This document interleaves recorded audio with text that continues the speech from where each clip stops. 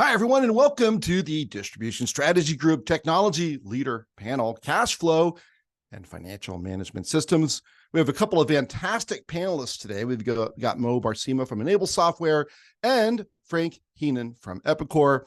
I'll bring them on in just a minute, but first, let's pay a couple of bills to tell you about something exciting that's coming up, which is our live event. It's the first ever live event dedicated to AI in the distribution industry. It's called, appropriately enough, Applied AI for Distributors. It'll be held October 3rd through 5th at the Chicago Marriott O'Hare, so it's real easy to get to. We're delighted to welcome Zach Cass, who's the head of go-to-market for OpenAI, the makers of ChatGPT, as one of our main speakers. He's going to do a 30-minute presentation and then an hour of Q&A. So any questions you have about generative AI, ChatGPT, etc., he's the man. So conference ticket is worth it just for that. We'll have a panel of industry executives talking about the opportunities and risks of AI and keynote speakers to help you understand, prepare to adopt and write your AI roadmap.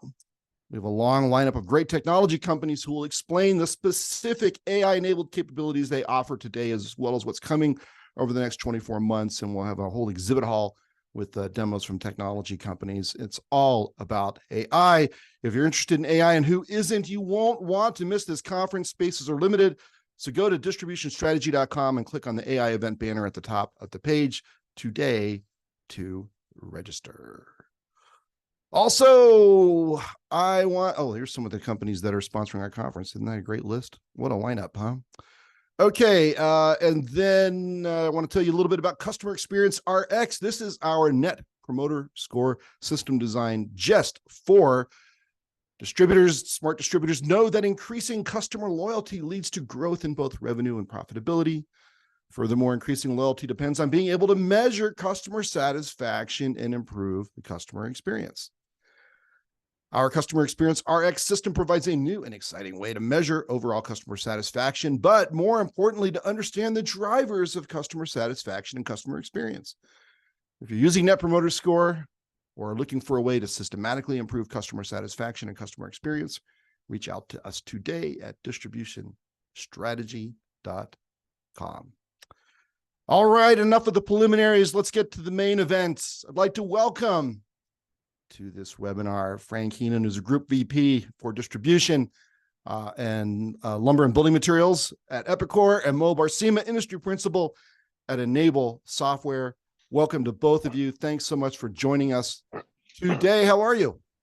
Doing well. Thanks for having us. Doing well. Thank you for having us, Ian. You bet. You ready to have some fun? Let's go. Okay, so let's start with some introductions. Frank, you're first up on the screen, so I'll let you go first. You want to give us a couple minutes about your background and what you do today at Epicor? Yeah, sure, no problem. So as Ian mentioned, I'm Frank Heenan. I'm the Group Vice President for Epicor.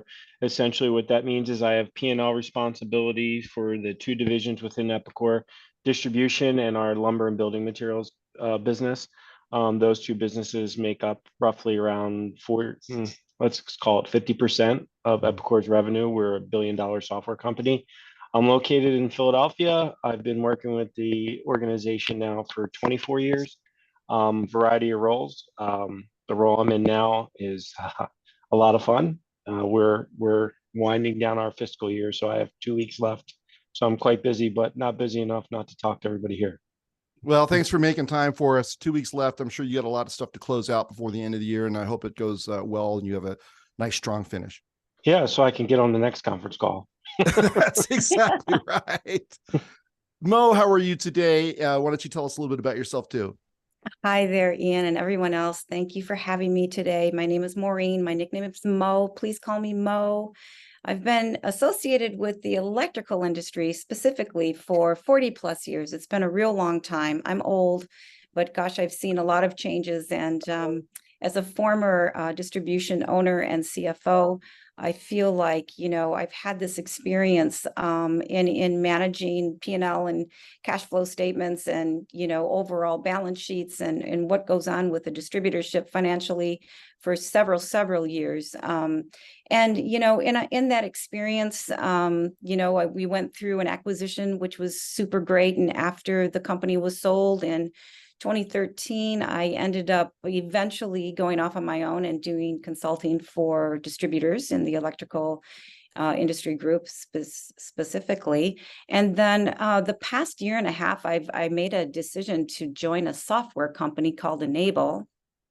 Enable is a rebate management company. And I think, in my past life, I know the rebates drove our bottom line and also you drove cash.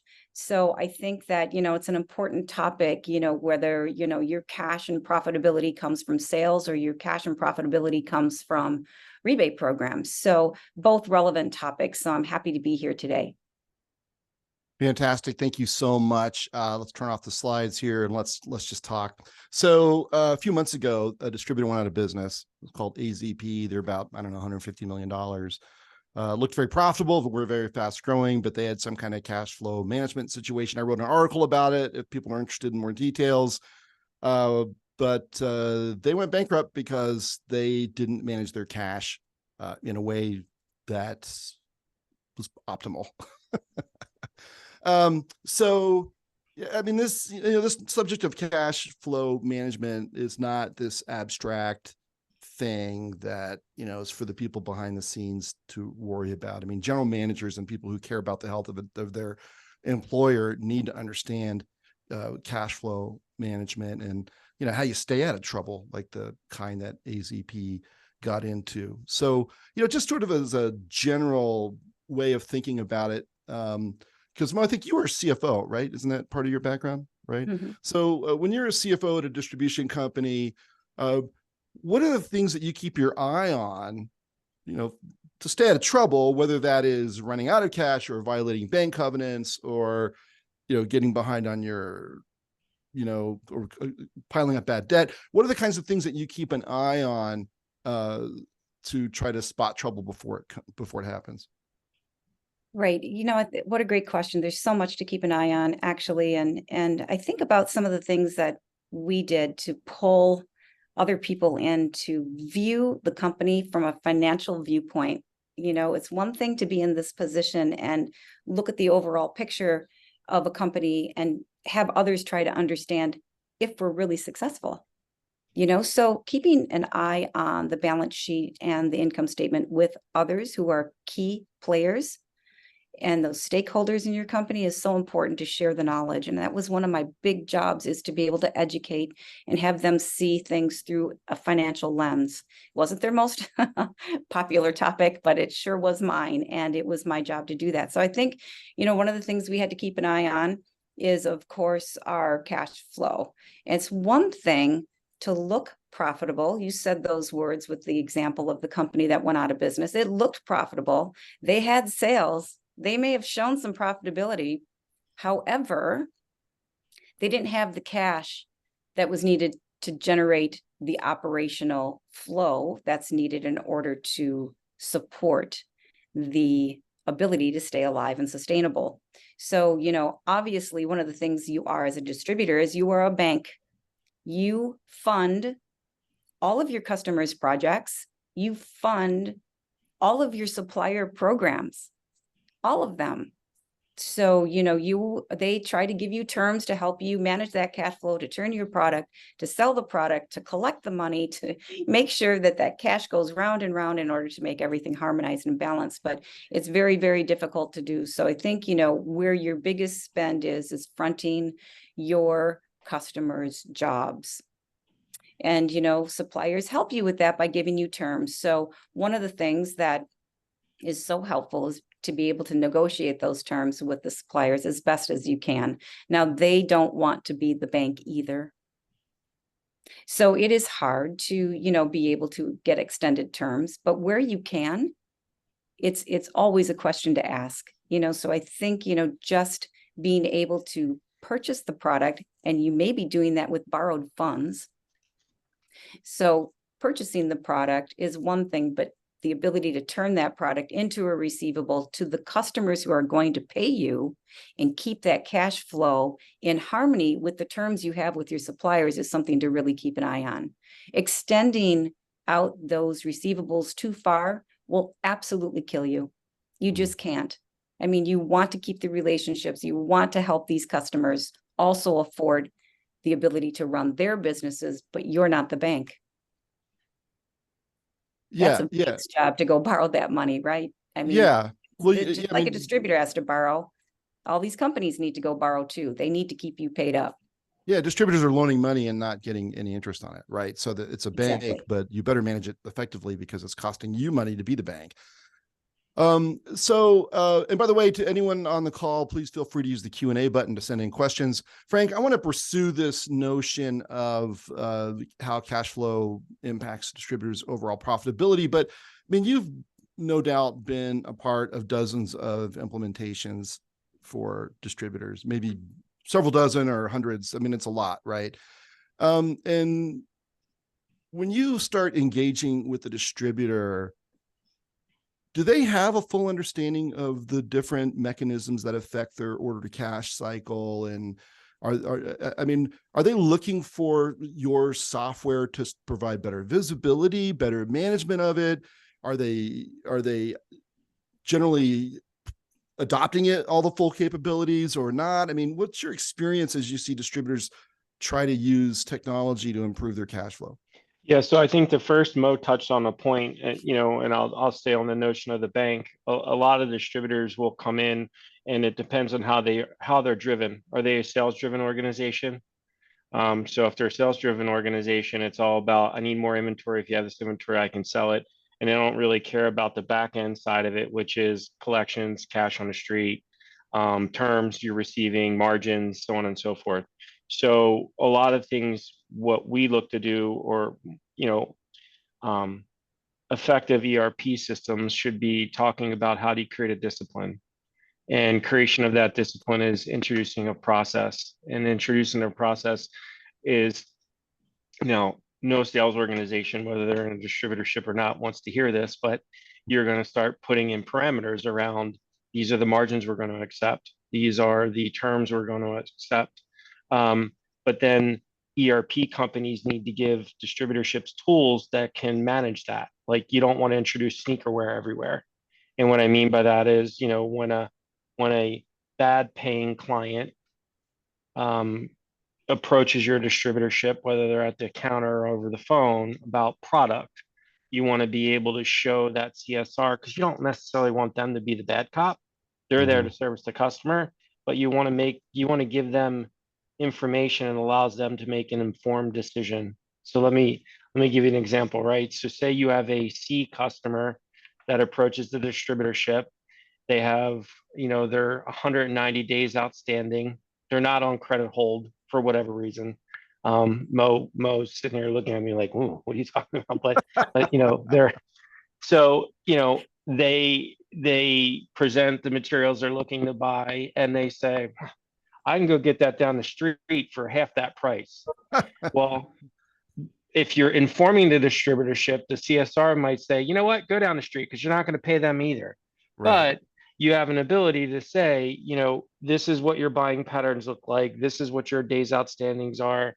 This is what, if we can rectify some of these things, I can help you with that. So that's one example. Other things,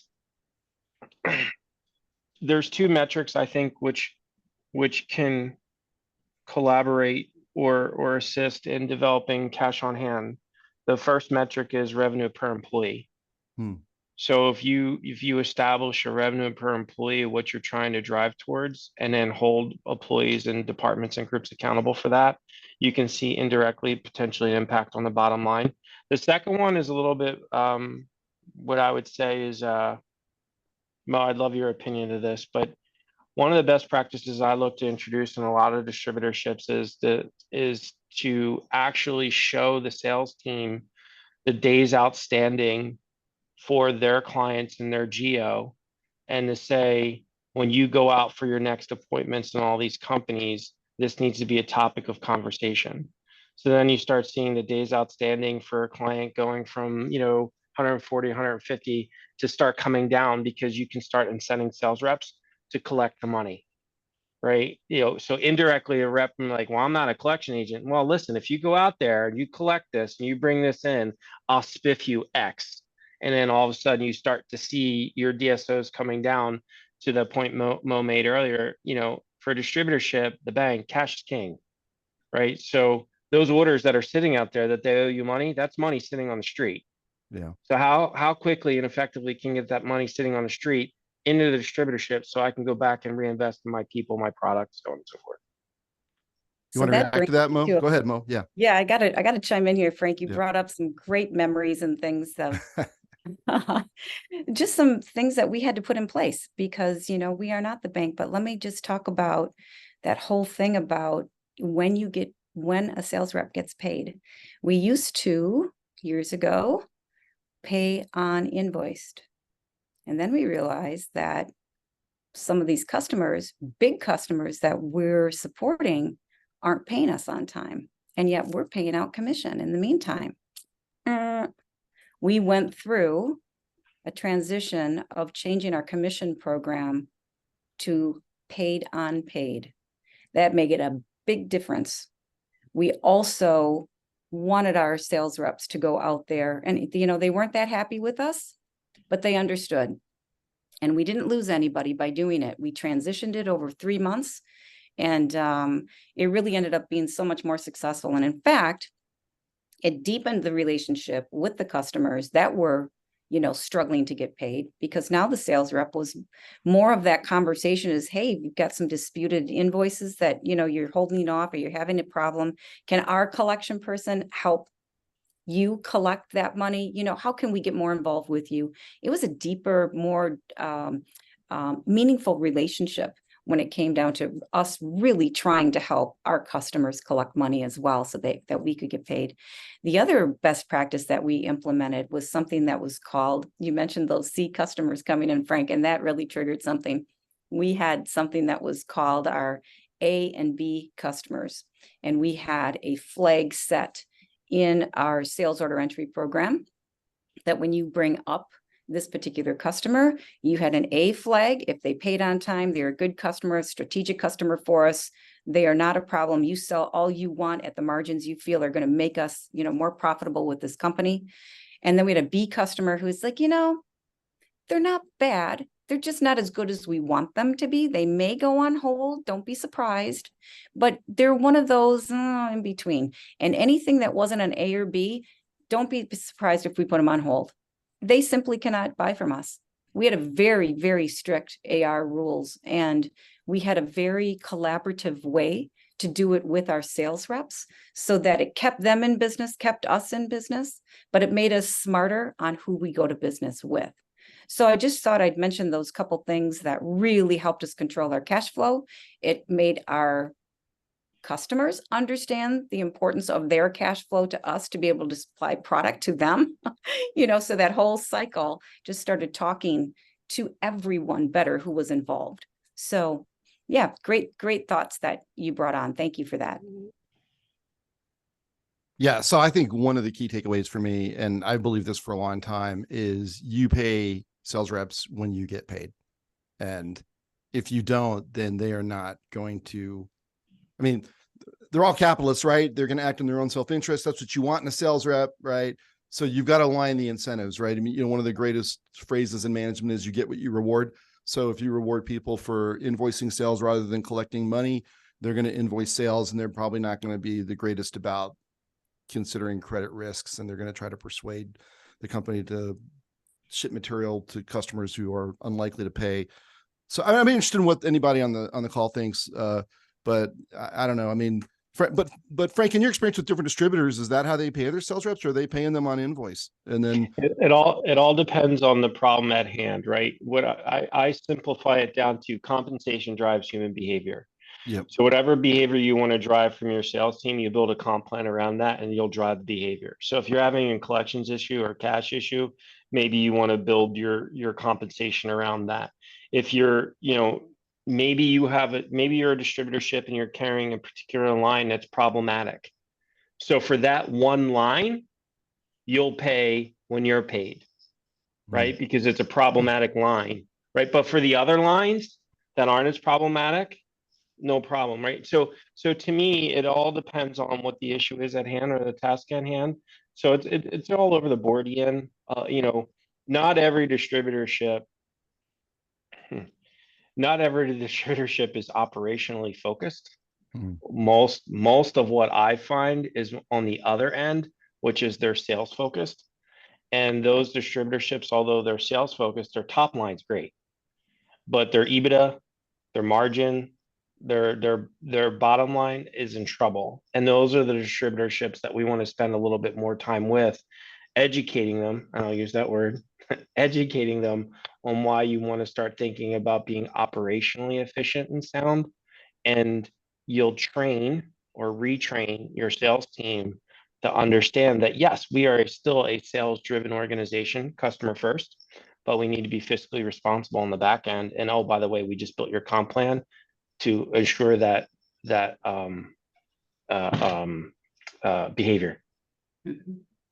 Yeah, and it's necessary for profitability, right? I mean, you've got companies like Amazon that have negative cash conversion cycles compared to companies like Grainger. Last time I checked Grainger, they were at 89 days. So they're funding 3 months of operations with their own cash while Amazon's getting paid in advance, right? Because of their business models. And that represents a huge difference in risk and also, cash flow and profitability in the long run. So you've got to manage this stuff responsibly, or you're going to erode competitiveness.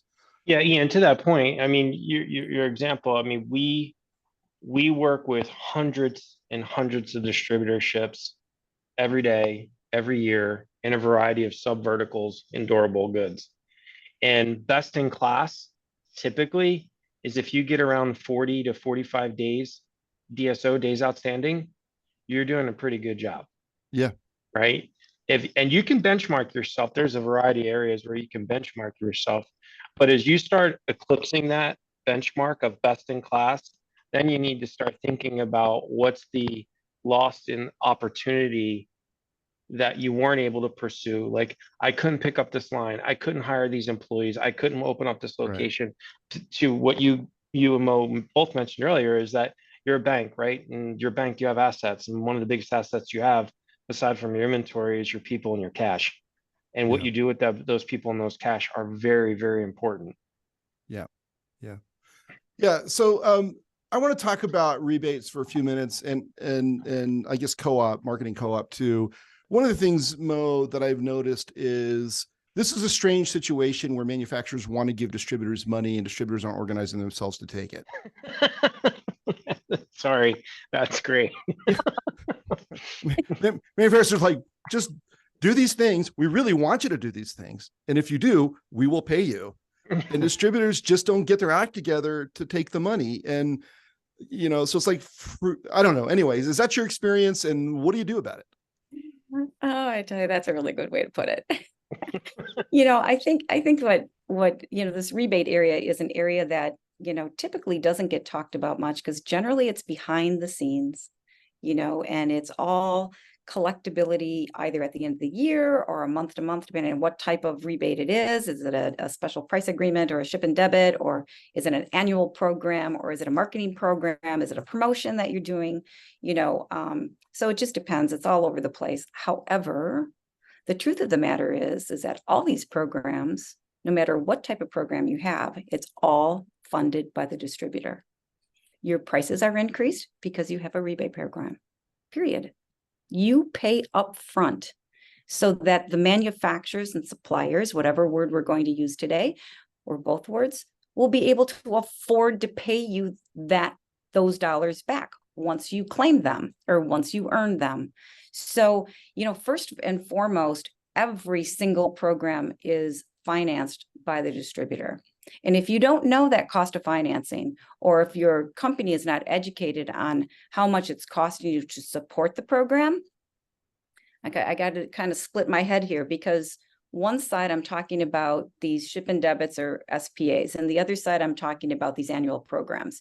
Annual programs generally are either, maybe through a buying group or maybe deals you have outside of a buying group. They're generally paid annually. Some of them, and there's many of them, will pay maybe biannually or maybe quarterly or something in between that to help fund some of that cash flow that you've earned over that time according to the terms of those annual programs. Very helpful, but just know you need to keep a pulse on how much money that is, because it's hundreds of thousands of dollars, if not millions of dollars for many of us. And it all goes back to your bottom line. It all goes back into cash again once it's collected. Then when it comes to those ship and debits and those special price agreements, those are the particular funds that are generally, the agreement is, created, maybe there's 1 or 10 or hundreds of them every day. And then by the end of that month, you will go and claim what you've sold against that supported agreement. Mhm. Those dollars are tens and hundreds and millions of dollars also of lost cash flow. And if you don't understand that particular process and the cost that's associated in people, in process, in cash, and margin leakage, you will be sorely missing an area of discovery that you really should take time for. So it's one of those things that I really counseled a lot, and I did workshops around rebate management for these specific regions: cash flow, margin, and the cost, the overhead cost associated to them. And if you don't realize how much margin you're losing, especially on those special price agreements or ship and debits, I mean, I remember going into one distributor, and we had a great session whereby we took the management group, we went through a workshop on what they thought it was costing the company to manage all their special price agreements. And then we got all of the sales managers and the branch managers together the next day and exposed the cost it was costing the company. 300 basis points were lost at that time on the special price agreements because of all the processing costs, the management of money, and just margin loss. So on top of the margin loss because of lower prices, and on top of, the cost of money and the process that they went through, the sales team had no idea that it cost the company, at least 300 basis points. They had no idea they had to try to make that up in margin. It was a complete discovery for them, but they were better for it once they know what the cost is. So when I think about the leakage in profit and the leakage in cash, when it comes to these rebate programs, it's real. It's real. And it's really something to keep your pulse on. Yeah. So, okay, good. And I want to, so I mean, what you're talking about is training the sales force on some basic financial realities so that they behave in ways that are better for the company. And of course, you want the incentives to line up for that. So Frank, in a second, I want to ask you about how you apply the same kinds of logic to pricing and profitability so that your customer facing personnel understand the implications of that. But I just want to interject that we did have somebody from the audience weigh in with our discussion about, when you pay sales reps for sales. And he says, we pay on invoice, but if the invoice is not collected in 90 days, the commission is refunded. In other words, taken back by the distributor. And then even if the invoice is collected after that, the sales rep does not get paid. It trains salespeople to sell customers that they can collect inside of 90-day terms. We currently have no 90-day accounts, and our DSO is under 30 days. So that's an extreme case. Off the chart. That is off the chart, right? And I don't know what their business situation is. I'm not saying everyone can duplicate it, but boy, whatever they're doing for them is working for them, right? Overall discipline, isn't it? There is a discipline set in this company that's beautiful, and it's understood and it works. And I think that's what the overall message is this discipline. And Frank brought that up earlier too. It's the discipline that's needed in the tools within an ERP like Epicor provides. We use that and it was beautiful. It really helped us all keep an eye on things. Yeah, and it's also communication and being clear, right? And so, Frank, let's talk about pricing, because what I find with a lot of customer-facing personnel is they have a lot of bad habits about pricing, right? So they'll mark up on the fives. So it's cost plus 20, cost plus 25, cost plus 30. When you could do cost plus 22, cost plus 27, cost plus 30, it wouldn't make any difference to the customer, right?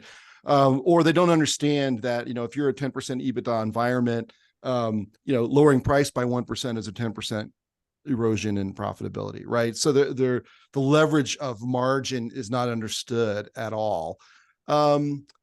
And I know probably when you go in and configure these systems, people have all kinds of pricing policies and structures, from the responsible to the wackadoodle, right? So, what are some best practices that you've seen in terms of improving profitability with better pricing discipline and communication, training, et cetera? So, for all the variations we see on pricing, I would say it's like quadruple when it comes to commissions, but I'll leave that to a whole nother day. Right. I think it starts with the very simple concept, and I'll use one word. It's value. Mm. You're not, as a distributorship, your value is not just selling that part. Your value is everything that's behind the part. So if you want to do business with our organization on the cheap, then go down to the other distributorship, because that's not what we're about. We're about value and what value we bring to your organization.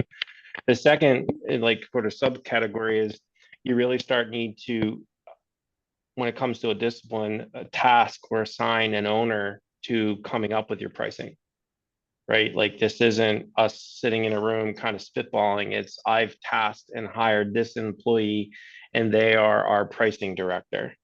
Mm-hmm. And from there, it's okay, well, now we're going to do some segmentation by customer, segmentation by geo, segmentation by size, segmentation by what they buy, how they buy, when they buy. It's a lot of analytics. And this is where a lot of BI tools come into play, like to give you the analytics you need, because all distributorships have reams and reams and reams and reams of data. And then the third thing is it comes down to, and Ian, you may have heard me say this before, but I'll say it again for everyone. It comes down to the type of product, right? And I'll make it analogous to two things. I'm an avid Philadelphia Eagles fan. I bleed green.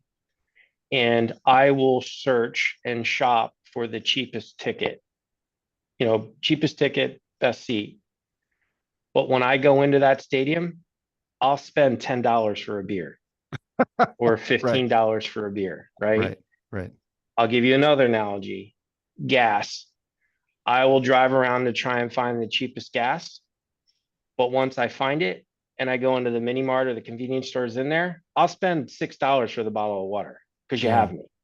Right. Well, as a distributorship, those examples exist to you. And I'm not saying, you need to turn up everything by 10, 15, 20%, but it could be pennies on the dollar.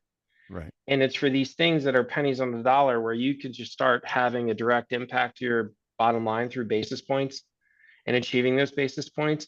But it comes down to a discipline on, one, training your sales staff on value, two, analyzing your data, doing some level of segmentation, and three, see what product lines or products we're going to goose up here, goose down there, so on and so forth. And the funny part is, your buyer, they could go through this without a blip. Your biggest challenge is going to be your sellers.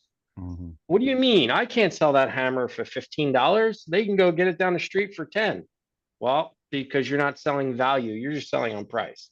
Right. And it's educating them, and it's a process. This isn't a rip the Band-Aid off tomorrow. Ta-da. Right. We're going to do this. It's going to take time. So that's those would be my comments there. What do you think, Mo? Well, I think, convenience is all part of that price, right? That's part of the value is convenience. Yeah. And, having the product on hand and trying to be a more of a one-stop shop, for our customers, so they don't have to go all around town. I think that brings so much value. I also think that we've done so much more as distributors to couple it with services.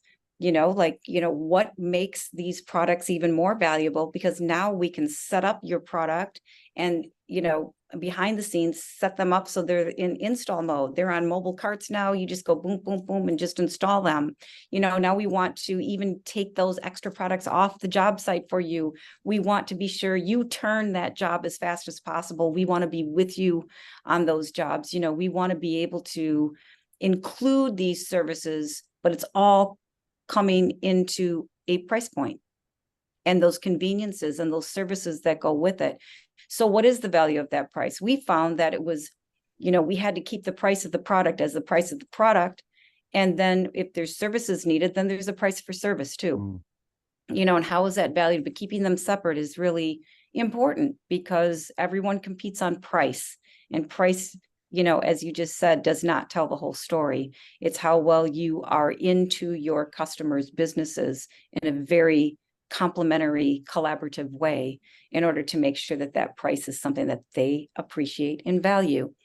So lots of education around that. And, I think that too, we definitely have the suppliers and those rep agencies in our back pockets as well, trying to help with that entire value of price and trying to set that up and trying to make, that relationship with their end contractor customers, the best it can be. But pricing is just one of those things that, we found too, when we segment by customer type, that's something I think that was important to us.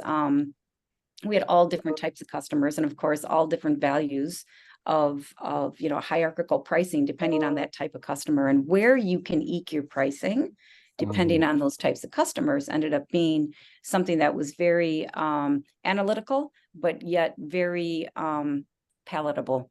Also, when it came to eking up the pricing in some areas on some product lines over here for these types of customers, ended up being no problem whatsoever. Where other lines, commodities, of course, were always, watched very, very closely. So, it just depends on where you can optimize that pricing. But having the data, the analytics, and those, BI type tools that help us be able to understand where we can make these decisions is imperative, when it comes to our ability to price something in the market that's going to be accepted. Okay, good. So, I mean, a lot of this comes back to having the right information, right? I mean, there are behavioral things you have to address, but some of it is having the right information. So maybe, Frank, let's go over to you. What are some critical features and functionalities to look for in a financial management system for a distributor? Yeah, so I think the one of them ones that I find critical is applications that could start predicting buying behavior. So company A buys these particular products. Company B looks just like company A and they don't. Other applications would be, things that will show you by geo in regions within the geo, what's selling, what's not compared to the market.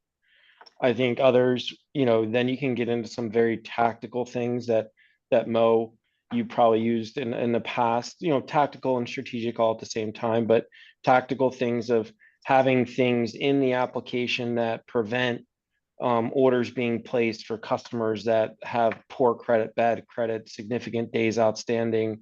These are things that you want automation involved. You don't want people involved, because when people get involved, it's not that they're trying to do anything, harmful. They just, right. You forget, you're in the heat of the moment, right? So, and it's, a lot of this comes down to every distributorship has massive amounts of data, right? Massive. Right. And it's, can you apply tools that overlay the data that provide you with information to make an informed decision, not reactively, but more importantly, proactively.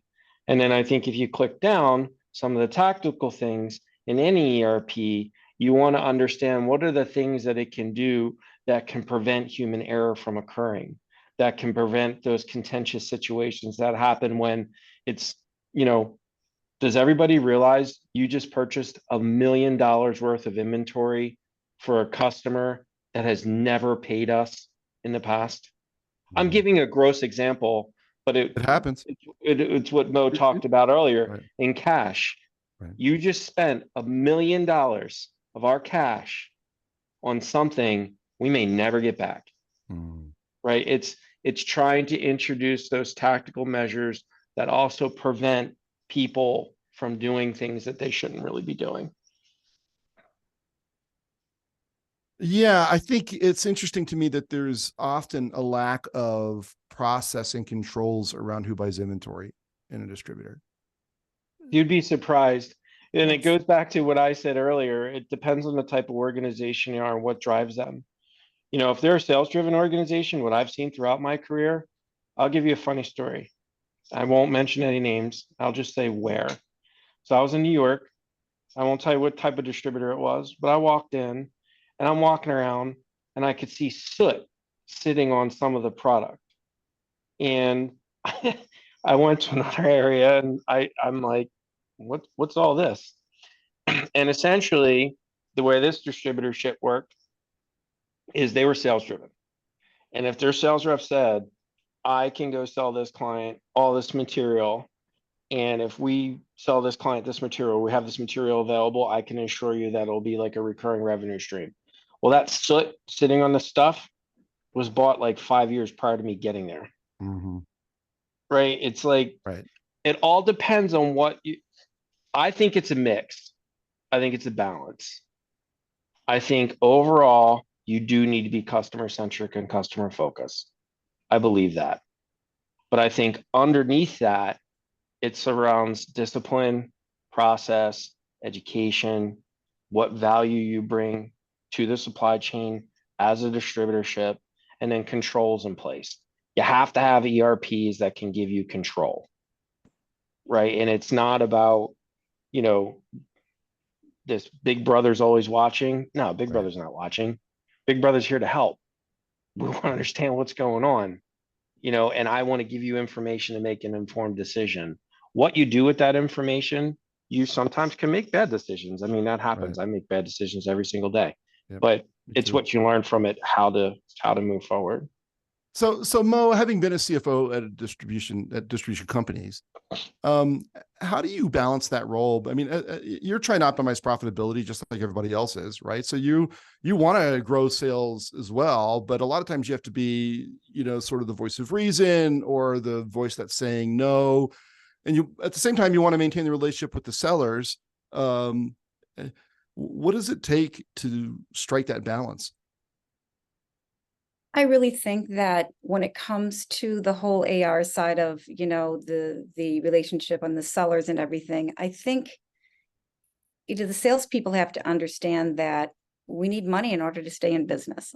Yeah. Basic 101. We have to get paid. We're fronting all the product, we're fronting the job, we're doing all this with our money. And you need to understand that it just isn't free and we need cash in order to operate. So explaining, educating is, I think I'm going back to that one more time. To me, that's just so important. But it's also really good to have a really good AR person with a great personality, that it's not so cold. AR is just cold. Collecting money is cold. So I think, one of the things we wanted to do is offer services with our salespeople that if there is a troubled customer, we're going to put you on hold, but we had to make our sales staff feel comfortable that we would have had those conversations. So when that customer comes to the counter, Mhm. that customer makes that phone call and the account comes up on hold, it's not the seller's, position to have that conversation. They would have to say, just a minute, I have to, I'll be right back before I can help you. And, Right. make sure that that conversation happens with that AR person, not with the salespeople. I think Interesting. that, trying to have a really good understanding and control of who has that conversation and what the next steps are with that customer is a financial conversation that the, AR person should have with that customer, not the salesperson. So I think protecting the salesperson to do their job well. They sell product, they make money, they try to sell as much and turn as much product as possible. When it comes to, the financial side of the relationship, let somebody else handle that. I think that that's where the control from AR needs to be there, but also offer services to help that customer either make a payment or, maybe even help with collections, start the lien process, whatever needs to go on to become more financially sound with that customer is important, that those services are there along with it. So Okay, Mo, we got stay a there. couple. So stay Go there ahead, for a Frank. second. Yeah. Yeah. Yeah. So just to kind of give like a practical example, what Mo's talking about, right? So I'm the sales rep. You come into my distributorship or you call me and you want product. And I can see right away that there's collection issues. Like Mm, my application's telling me this. right. But to Mo's point, we don't want to introduce the rep to kind of be that individual. So I'm going to take the order. And as soon as I take the order, it's on hold. No pick Right. tickets printing. I'm not allocating material, blah, blah, blah, blah. I'm not cutting any POs if I need to cut it. Right. And then a workflow just dropped into the collections agent's queue that shows that this just happened. So the collection agent at that point, AR, can do more vetting, and then AR can be the individual that contacts them to say, hey, thanks for your order today, but we got this problem. You owe us a lot of money, right? Right. I'm making a gross example up, but everything I just discussed, the rep, they're just doing their job. You sell stuff, right?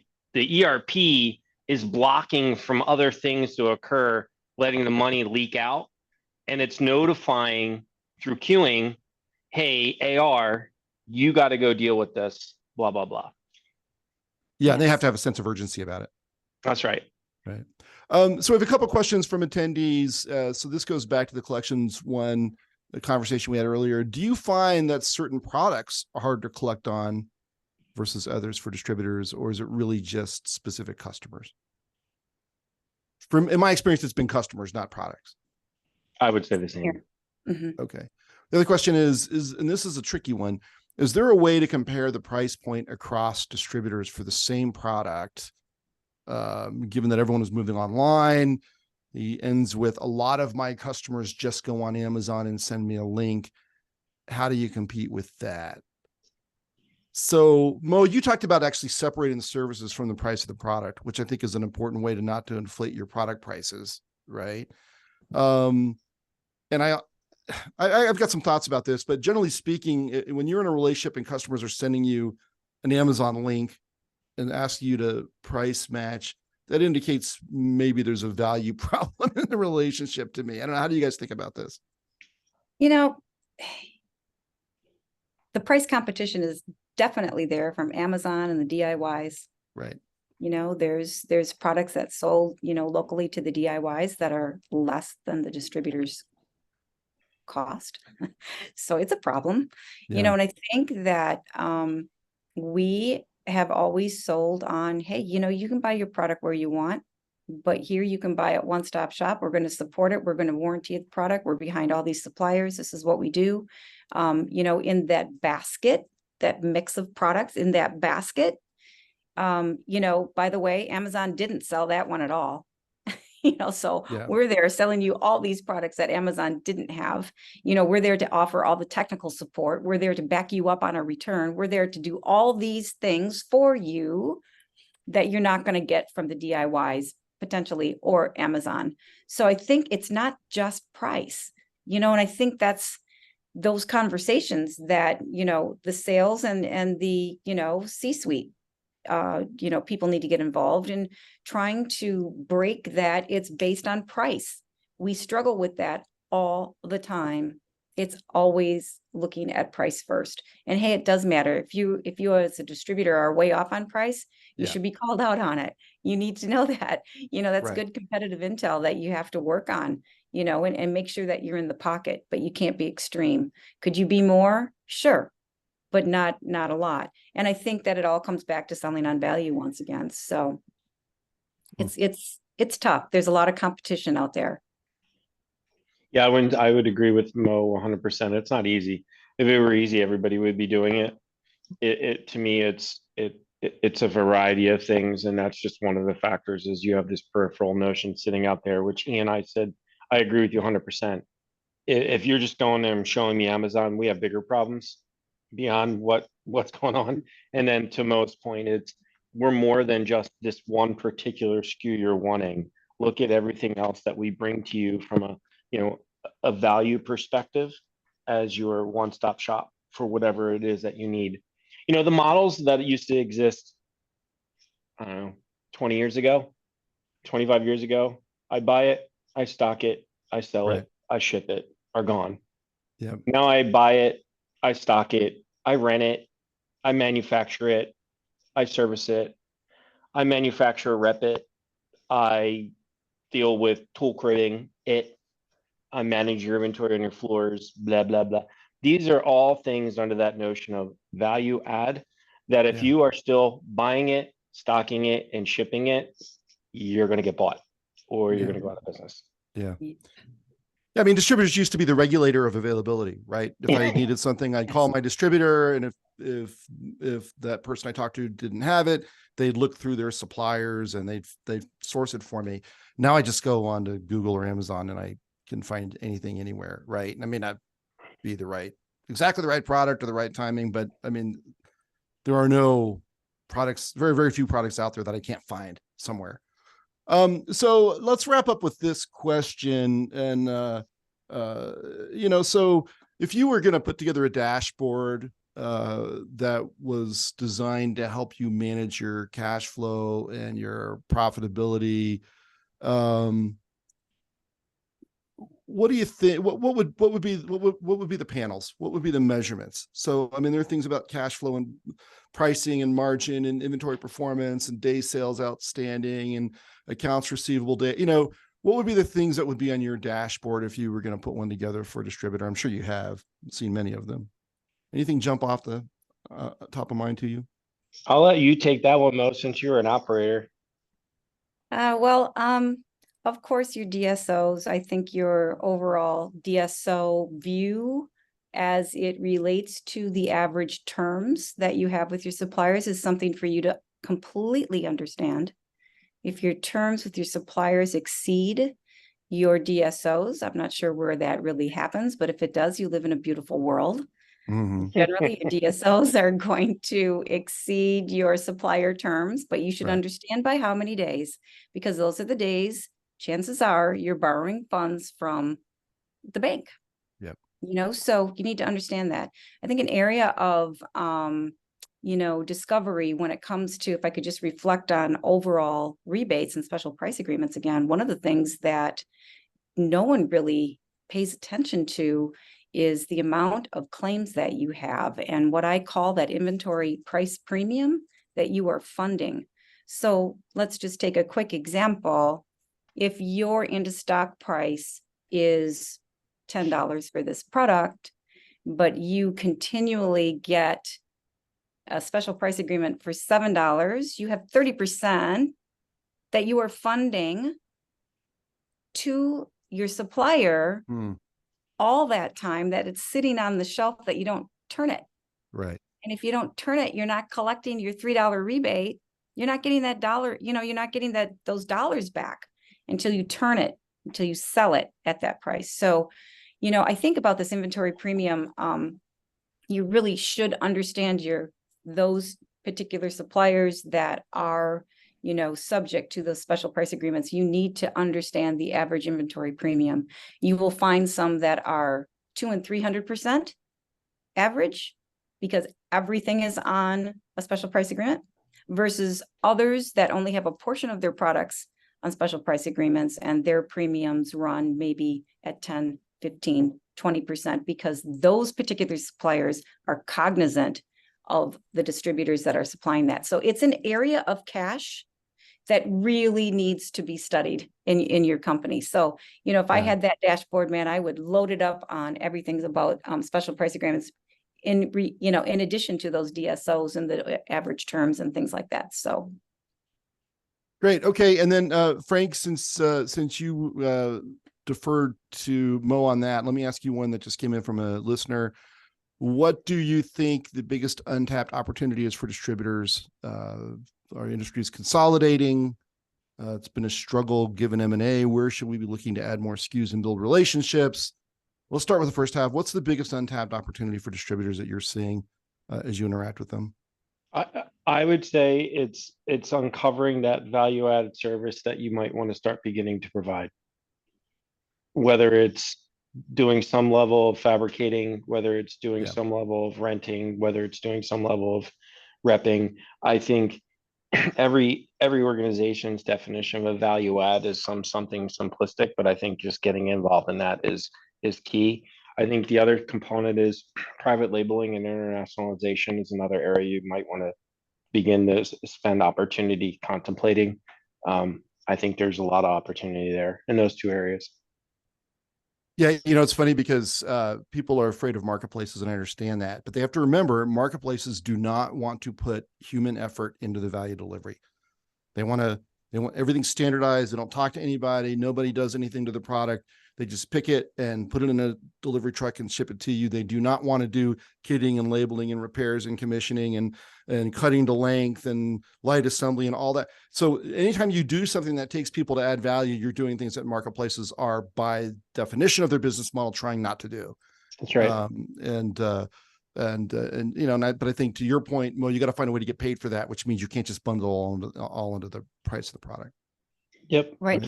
The other thing too with distribution, I think that we have a grand opportunity to stay very relevant and very needed is because we have the technical, expertise of the products that we support. That's That right. doesn't come out of the marketplace. Right. You just buy the products, a very cold transaction. I think our deeper, value added transaction with the products and the suppliers that we represent as distributors goes much, much deeper when it comes to, returns, warranties, everything else that goes along with product problems. It goes much deeper. It's something that we will always be able to play that role. Excellent. Okay, hold on for just a second while I tell everybody about a couple of upcoming events on September 20th on the Wholesale Change Show, which is our regular webcast podcast. We have Jay Grayson from Supply Chain Equity Partners talking about those M&A trends that somebody just asked about. Jay's brilliant, been around a long time doing this, focuses only on wholesale distribution and M&A. You're not going to want to miss that episode. That's at noon Eastern and 9 a.m. Pacific. And then on October 11th, we're talking about, guess what? Salesforce compensation, challenges and solutions. So it's continuation of what we already talked about today. This one features Mike Emerson, who's a Salesforce compensation expert. This is a really niche area. He's got some great things to say. He's the managing partner in Indian River Consulting Group. That's presented to you by White Cup. So we appreciate the support. Mo, thank you and Enable for participating today. Frank, thanks to you and Epicor for participating too. I sure enjoyed the discussion. It was fun. Thanks so much. All right, you guys. Thanks again. And thanks for joining us today. We'll see you next time. And until then, keep your profits up. Bye now.